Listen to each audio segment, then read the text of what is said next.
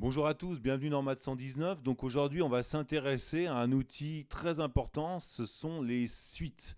Alors les suites, c'est très important pour étudier l'évolution des systèmes dynamiques. Donc c'est notamment des systèmes qui évoluent dans le temps, donc qui sont relativement complexes et dont il n'est pas possible en général de trouver l'état du système à un temps t sans calculer tous les états intermédiaires précédents.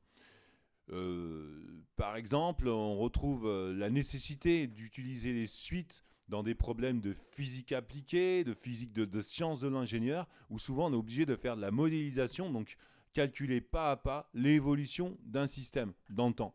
Ça peut être aussi en sciences sociales, en économie, en sciences cognitives. Donc il y a tout un tas de domaines qui sont concernés par l'étude des systèmes dits dynamiques qui évoluent dans le temps. Alors, il y a des évolutions qu'on maîtrise et qu'on connaît parfaitement, et il y en a d'autres, par contre, il va falloir vraiment faire des simulations informatiques et donc passer éventuellement par des gros calculateurs.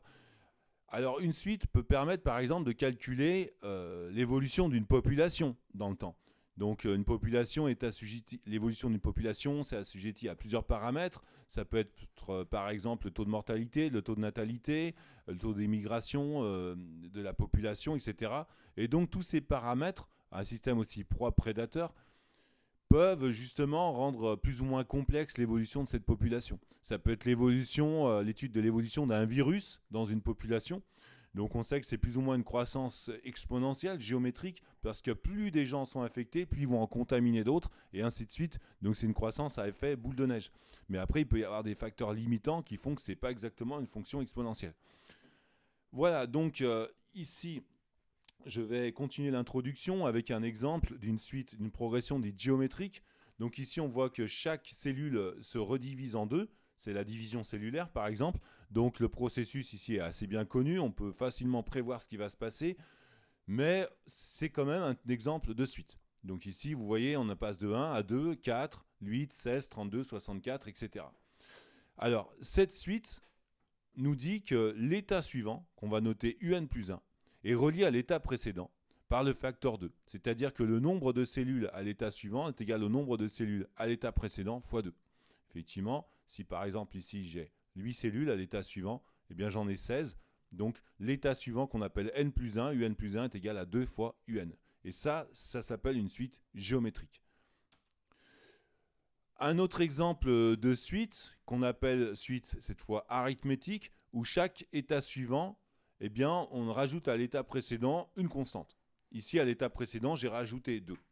Donc vous voyez, là, si j'ai 1, ensuite j'ai 3, ensuite j'ai 5, ensuite j'ai 7, ainsi de suite. Donc ça, c'est une suite dite arithmétique. Donc ce sont deux suites avec la suite géométrique qui sont très simples et dont on connaît parfaitement la dynamique.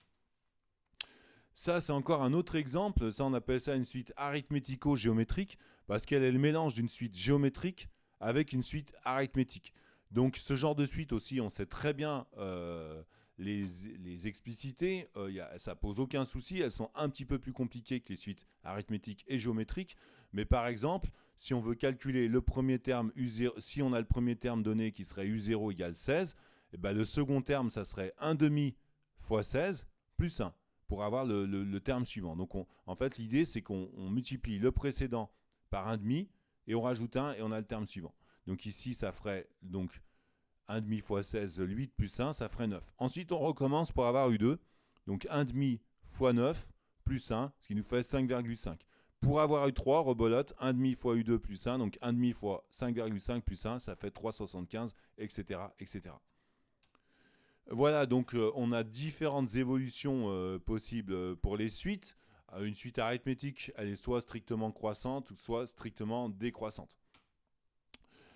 Une suite, elle peut être aussi convergente. Donc, par exemple, cette suite-là, quand n augmente, eh bien, on voit qu'elle va converger, elle va se rapprocher d'une valeur. Alors, la notion de convergence, c'est une notion qu'on va regarder plus en détail ultérieurement, mais en fait, c'est une notion qui est assez importante et qui va souvent nous intéresser parce que finalement, on veut savoir, nous, comment l'état du système va évoluer dans le temps. Est-ce que finalement, il va diverger, c'est-à-dire qu'il va la valeur va constamment augmenter. Par exemple, si c'est une population de gens infectés, est-ce que cette population va croître indéfiniment ou est-ce qu'au bout d'un moment, elle va se tasser autour d'une valeur, elle va converger.